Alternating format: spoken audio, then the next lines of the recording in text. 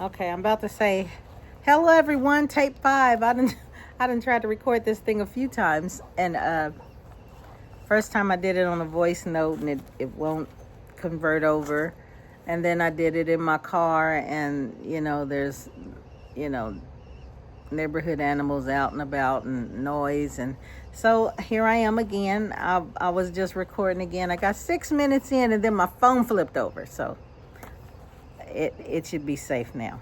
I'm going through all the way this time. Hello, welcome back to my channel. My name is Betty, for anyone that hasn't been here before. I'm going to go on with part 2 with the spirits connected to a narcissist. I've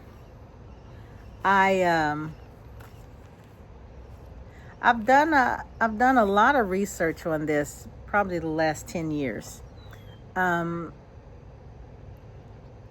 In my video, last week, I said that I was gonna go on and I was gonna go in detail with my experiences as far as things I went through personally, things I witnessed. Not by somebody telling me what happened, but by me being there. Because it needs to be said. It needs to be taught. It needs to be told. If I can help anybody, that is my intention. So I've kind of had a little bit of change of, not change of mind, but what I'm going to do, instead of going in deep detail as far as my experiences, what I'm going to do is I'm going to create a podcast. And because the experiences that I'm going to share, it doesn't just involve me. It involved, my children. It involved my siblings, and I don't have any intent on mentioning anyone's name, even the people that are offenders in this. I don't intend to use names, but due to the personal, probably hurtful things that I'm going to share it in a podcast versus being on YouTube. But there are still going to be some things I do share. So I just wanted to let you all know that. Once I get the podcast set up, then I will share the link in the description box of one of the videos that I do once I get it done. I'm not a technical person at all. I thought I used to be, but I'm trying to. I'm not. I'm learning that I'm not. So I'm trying to learn as I go. So let's get started. The 8 spirits connected to the narcissist, and I'm almost, it's getting ready to drop again. I'm almost guessing there is more than, sorry about that, more than the 8 that I've found. The narcissistic spirits that I got that are connected to demonic activity is liars, jealous and envy, chaos and confusion, condemnation, sorry about that, fear, cruelty and pain, and pride and boastfulness. So I'm gonna go on in, and I'm gonna start. First of all, I want to say this. It seems like, if it seems like that it's something like just going on, and you just keep meeting narcissists in your life, I honestly think it is because of the empathetic spirit you have. Dark spirits can see, the light in someone.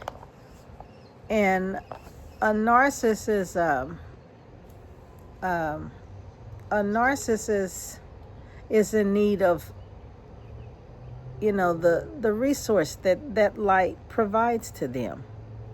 So one thing I'm gonna say, if you are in a narcissistic relationship, or if you have been, or if you keep meeting people, you know what, I think the Most High is using you to give that narcissist a chance to truly repent and to rid themselves of these terrible demonic spirits that they carry.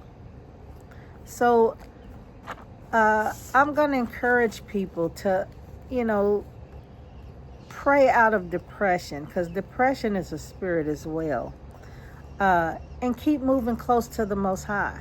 The Most High has a plan for us, all of us.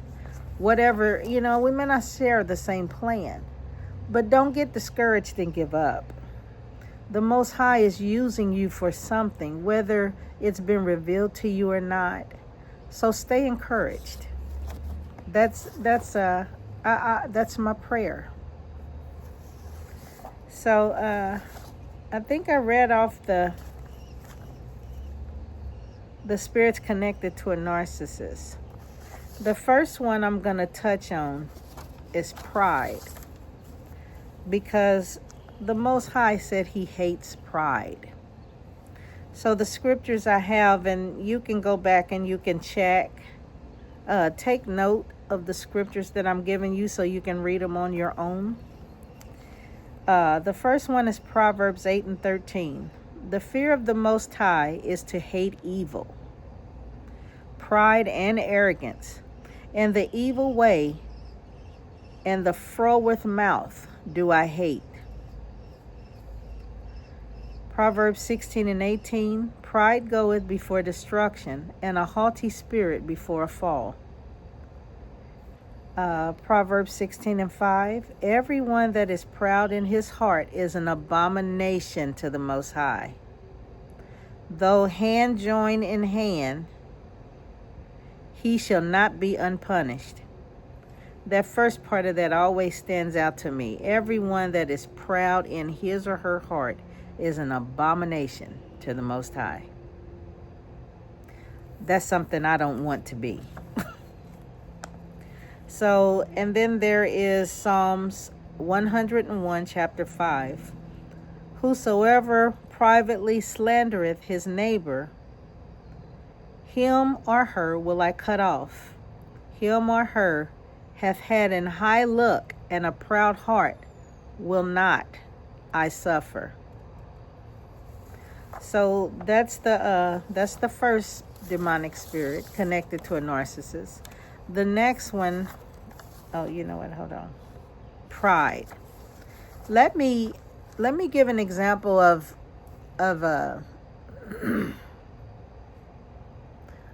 something I experienced with a narcissist and their pride.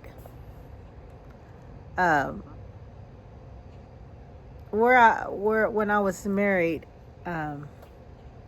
my daughter, one day we were in the house, and she told me, Mom, I'm not gonna say the name, but one of my ex-family members, she said, did she tell you what happened with your car?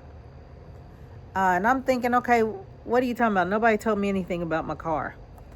She said, you didn't see it?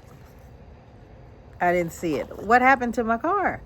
So she told me to go out and look in the garage, because she didn't want to tell me. So I go look outside in the garage, and I'm looking, and I'm like, okay, the area I'm in, the side, I'm like, I didn't see anything. I'm like, okay. But when I got to the other side, it caught me. So, but, it was kind of like a, that kind of thing. She was seen doing what happened to my car that damaged it, but she never told me anything. My daughter ended up telling me. And when I went to her and asked her about it, she just put her head down. Wouldn't say she was sorry. Wouldn't say anything. Just put her head down. That's pride. She was too prideful to apologize to me and say she was sorry. That's pride. So the next one I'm going to hit on is lying. A lying spirit. Proverbs 6:16-20 says, "These 6 things doth the Most High hate. Yea, seven are an abomination unto him: a proud look, a lying tongue, and hands that," I was going to drop again, "hands that shed innocent blood. A heart that deviseth wicked imaginations. Feet that be swift in running to mischief. A false witness that speaketh lies. And he or she that soweth discord among brethren. My son and daughter, keep thy father's commandments, and forsake not the law of thy mother." And then Proverbs 12:22, "Lying lips are an abomination to the Most High, but they that deal truly are his delight." Exodus 20:16, "Thou shalt not bear false witness against thy neighbor." That doesn't necessarily mean the person you live next door to. That means people you just deal with. That's like a neighbor. Proverbs 19:9, "A false witness shall not be unpunished, and he that speaketh lies, or she, shall perish." Okay, so, you know what? I don't even know if I have to go into the lies, because people know what a lie is, and people know when they've been lied to. So I'll leave that one to your own imagination. The next one I'm going to cover is envy. One thing I went through as far as envy, where I used to live, we had a neighbor, and he was a young guy, well, younger than us. He was a young guy. He was married, and he and his wife, I think they had like 2 or 3 sons. And he seemed like a really nice guy, and the narcissist that I experienced things with, he couldn't stand him. He would always say, he think he's better than everybody. You notice every time you turn around, he's always in a different car. I think he worked for a dealership, though. I don't think he was just going to buy a car every few months. But he couldn't stand it. He think he's better than us. And this man in no kind of way, nor his wife or family, gave off that impression that they were better than anybody. But that envy,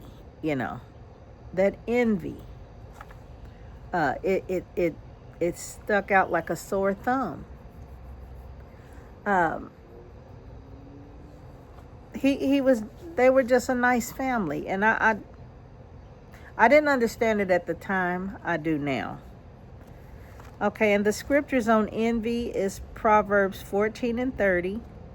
"A sound heart is the life of the flesh, but envy the rottenness of the bones." That ain't good.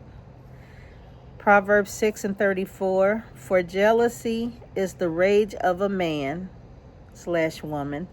therefore he will not spare in the day of vengeance." Job 5:2, wrath killeth the foolish man, woman, and envy slayeth the silly one. Proverbs 24:1-2.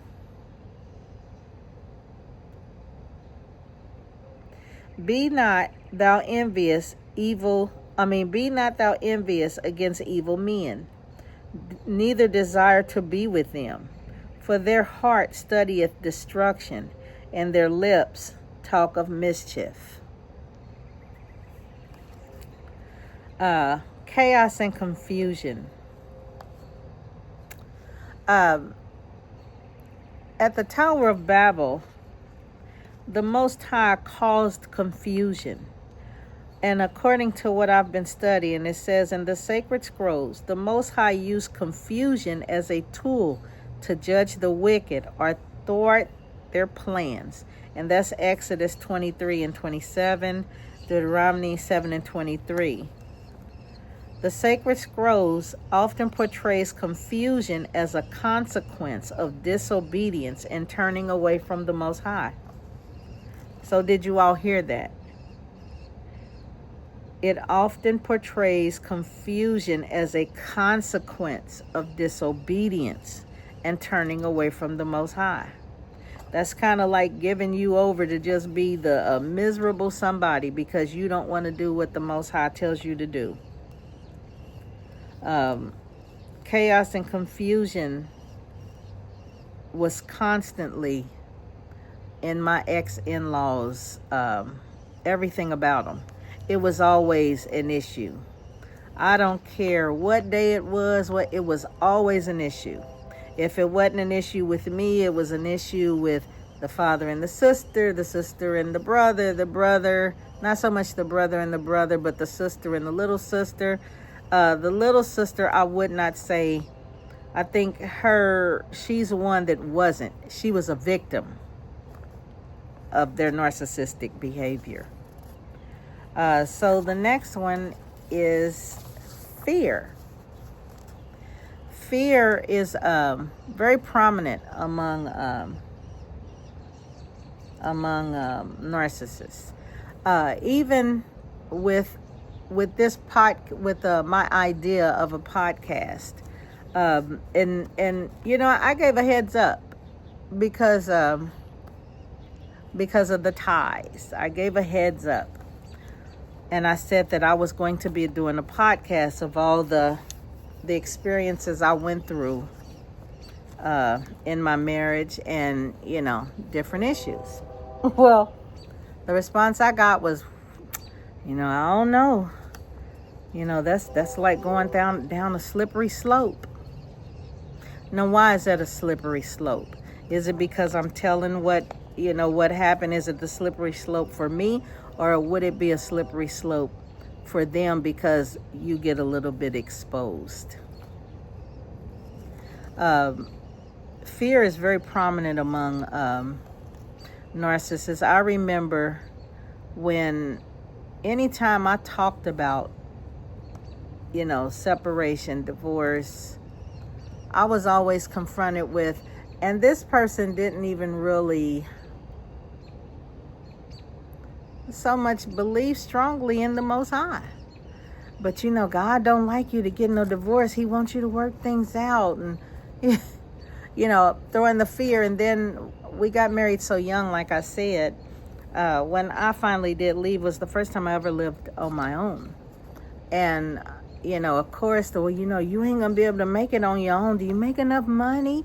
You know, you ain't gonna be able to make it without me. You know, you might need to reconsider, you know, instilling that fear in you. But really what I learned about a narcissist is that fear that they're sharing, and they're saying it's their fear, but they're trying to turn the tables so, you know, so you can try to stay in it a little longer, and they keep their source, you know. So I learned that. But the scriptures of dealing with fear is Isaiah 41, 9 and 10. Thou whom I have taken from the ends of the earth, and called thee from the chief men thereof, and said unto thee, Thou art my servant. I have chosen thee, and not cast thee away. Fear thou not, for I am with thee. Be not dismayed, for I am the Most High. I will strengthen thee. Yea, I will help thee. Yea, I will uphold thee with the right hand of righteousness. Note, with the right hand of my righteousness. And then there's Psalms 27 and 12.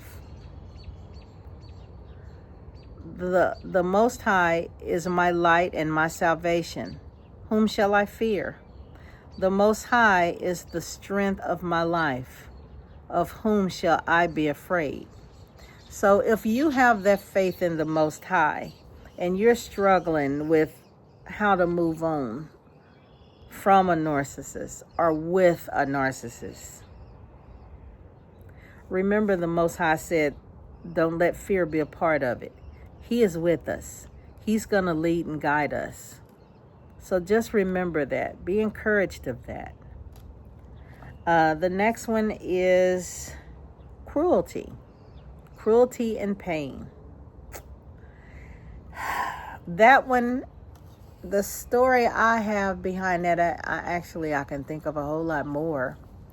When I was pregnant with my last one, and this will all be noted in the podcast, but more in detail. I was kind of pushed to go get an abortion. We can't afford another baby, which we couldn't.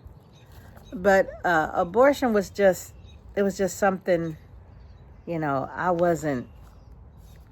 wasn't part of anything I ever thought of. So I didn't get an abortion. And for that reason, he was mad at me. He started having affairs, one really prominent affair, probably the worst I'd ever went through. And back then there weren't pagers. So I had to page him. No, there wasn't cell phones. I had to page him and tell him that I was in labor after we had gotten into a really bad argument. Real bad situation happened. And he came back to get me, and he took me to the hospital. I think my mom, probably had my sons. I believe my mom had my sons. So he came and got me and took me to the hospital. And when we got to the hospital, he dropped me off at the emergency room exit. He dropped me off at the emergency room exit. And before I shut the door, he said, "You're going to feel like a fool if you die on the table." So I waddled on in there. But that was very cruel. Very cruel. Especially someone that's going to have your child. Very cruel. So let me hit the scriptures that talks about cruelty and pain. Proverbs 16 through 18. A gracious woman retaineth honor, and strong men retain riches. The merciful man doeth good in his own soul, but he that is cruel troubleth his own flesh. The wicked worketh a deceitful work, but to him that soweth righteousness shall be. Righteousness shall be. Proverbs 12 and chapter 10. No. Proverbs chapter 12 and verse 10. A righteous man regardeth the life of his beast, but the tender mercies of the wicked are cruel. Jeremiah 22 and 3.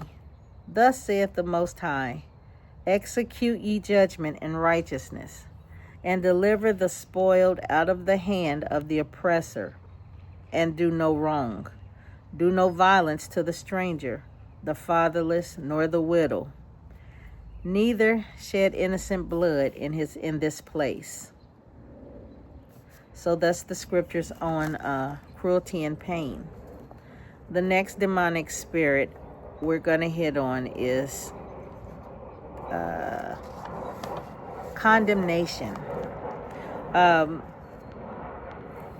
will go back through and get the scriptures on condemnation, because I actually didn't list this one and I forgot. But it is very it's one of the strong attributes of narcissist. one of my experiences as far as condemnation, I mean, the narcissists I dealt with, I'm kind of like silly. I laugh a lot, laugh easy, don't take much to make me laugh. And every time I would laugh, or one of my kids, you always laughing about something. You stupid. You need to do this. Why don't you go do this? Why don't you go try to find you a better job? Just condemn everything you do. Everything you do, just condemn it. Shoot it down. Same with my children. We were on a trip one time. We went on a family vacation, and my son was walking, and the narcissist, he just keeps looking at him and, cutting his eyes and making me sick. And I said, what's he doing? I just don't like his swag. What is swag? I didn't even know what that was. And then was explained, the way he walks. Condemned for any and everything. Just completely crazy. The next one is control. Control. I recently asked a question, as far as, because I've been considering doing this for a long time. I asked, no. They called me and asked me, Did I have this trait when we were married? Did I have this? And I can't even remember what all of them were, what attributes they were, but some was yes, some was no. But one of them, I told him, no, you didn't have that trait, but you were very controlling. And he said, yeah. I was trying to control the right way, though. How do you control the right way? How do you control another human being, another adult, the right way? I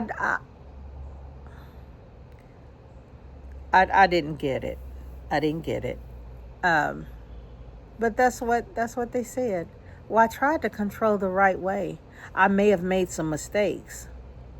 You think? You may have made some mistakes. You think you made them all through? But the scripture on that, I'm gonna encourage you guys to read about Jezebel and Ahab, and that is in 1st and 2nd Kings. That kind of gives a breakdown of Jezebel's demonic attributes: controlling, haughty, a liar. She was just a disgraceful spirit. She was just a disgraceful person. And that's how people line up and say, well, narcissistic behavior, that's the Jezebel spirit. But what we were told a long time ago is a Jezebel spirit is mainly it's just usually women. No, Jezebel spirit is also in men. It's also in men. It's men and women, because this world is so full of narcissists. My goodness, it's almost like a personality trait. She's a happy type person. He's a sad person. She's a narcissist person. It's so common nowadays. And I don't know if it's common in Africa.